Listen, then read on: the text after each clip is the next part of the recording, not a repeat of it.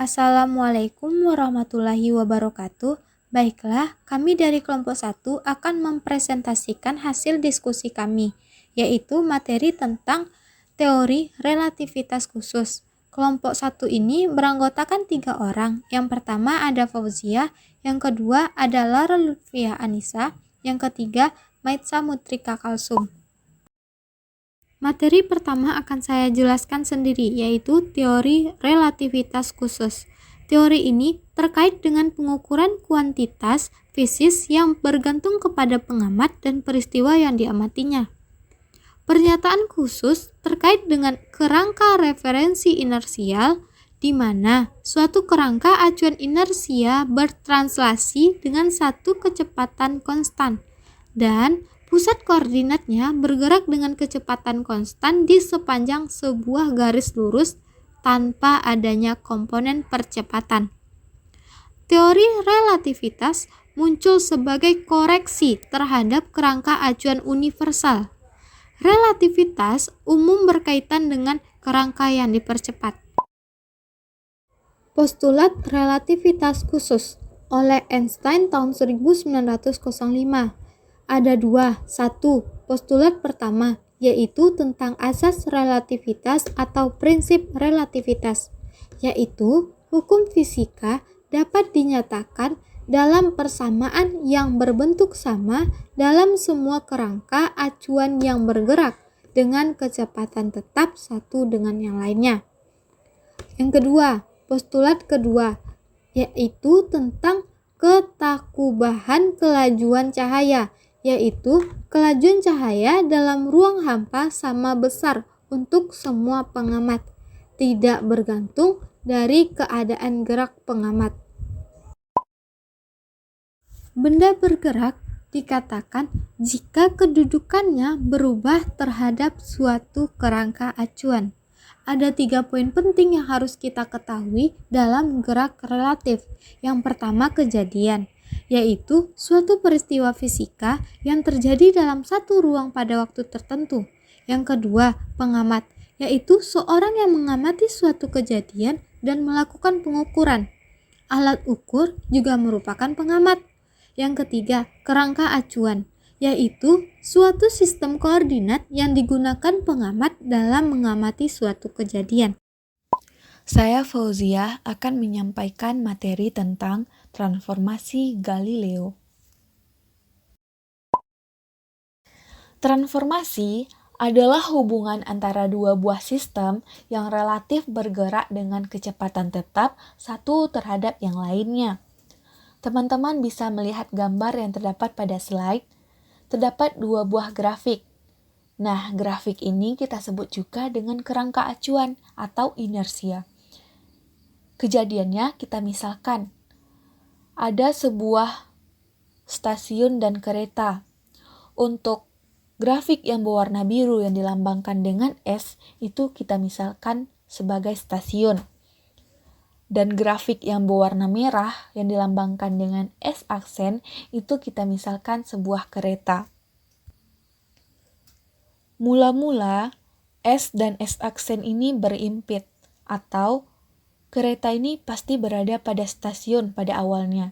Nah, makanya kita misalkan S dan S aksen ini berhimpit. Setelah selang waktu T sekon, X aksen menempuh jarak sejauh D, atau sama dengan V dikali T.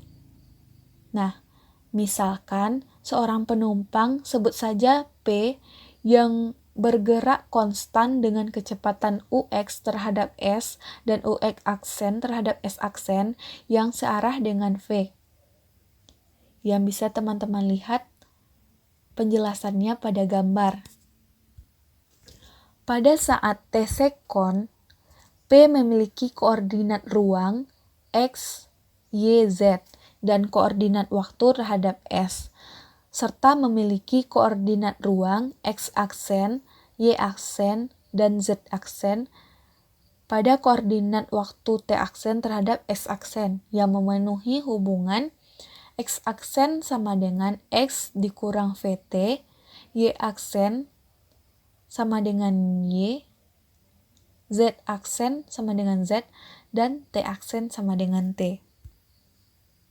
X aksen sama dengan X dikurang VT atau VT ditambah X aksen sama dengan X itu adalah persamaan transformasi Galileo untuk koordinat. Yang pertama ada X aksen sama dengan X dikurang VT. Ini adalah persamaan untuk posisi. Y aksen sama dengan Y, Z aksen sama dengan Z. Nah, pertanyaannya, kenapa hanya X yang mengalami perubahan?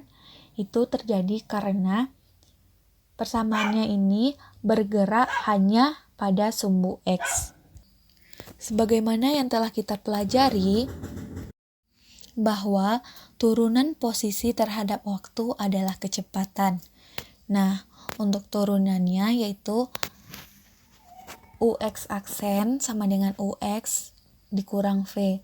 Nah, X kita turunkan menjadi UX dan VT diturunkan menjadi V. Dan untuk Y dan Z tetap sama, yaitu UY aksen sama dengan UY dan UZ aksen sama dengan UZ. Nah, untuk kecepatan kita turunkan terhadap waktu itu akan mendapatkan percepatan. Nah, AX aksen sama dengan AX, yaitu UX tadi kita turunkan menjadi AX, dan V hilang karena tidak memiliki variabel X yang bisa diturunkan.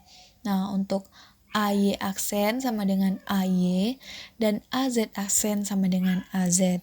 Nah, terlihat di percepatan tidak terjadi perubahan baik di sumbu X, Y, dan Z.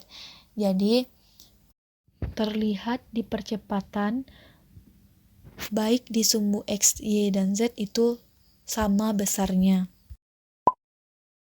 Karena A aksen sama dengan A atau percepatan, M atau massa dan P pada kerangka acuan S dan S aksen sama, maka hukum Newton yaitu F sama dengan M kali A sama dengan F aksen sama dengan M kali A aksen atau F sama dengan F aksen.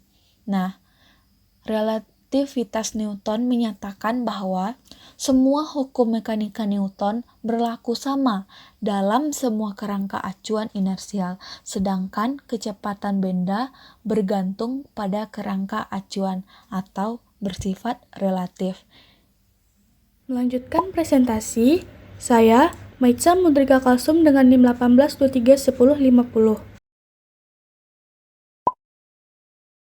Michelson dan Morley percaya bahwa bumi tidak selalu diam relatif terhadap ether, dan cahaya akan memiliki waktu tempuh pergeseran fase yang berbeda, tergantung arah perambatannya, apakah paralel, anti-paralel, atau tegak lurus terhadap ether.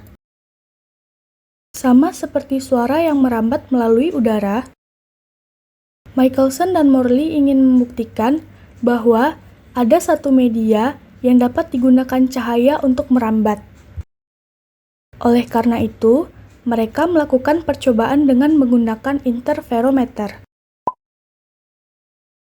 Michelson dan Morley melakukan eksperimen dengan menembakkan cahaya pada cermin setengah transparan pada sudut 45 derajat. Nantinya, cahaya akan terpisah menjadi dua bagian. Setiap cahaya akan memantul dari cermin yang lain dan kembali ke cermin setengah transparan yang tadi. Kemudian berkumpul dan akan diterima oleh reseptor. Mereka kemudian menamai hipotesa mereka sebagai ether, yaitu sesuatu yang dapat mempengaruhi cepat lambatnya rambat cahaya. Hal ini dikarenakan pada saat percobaan, cahaya tidak menempuh reseptor pada waktu yang sama, sehingga terlihat titik hitam pada reseptor. Namun, setelah melakukan percobaan berulang dengan menggeser letak sumber cahaya, maka tidak terlihat lagi titik hitam pada reseptor, sehingga hal ini dapat membatalkan hipotesa mereka mengenai eter. Dengan kata lain, keberadaan eter tidaklah benar.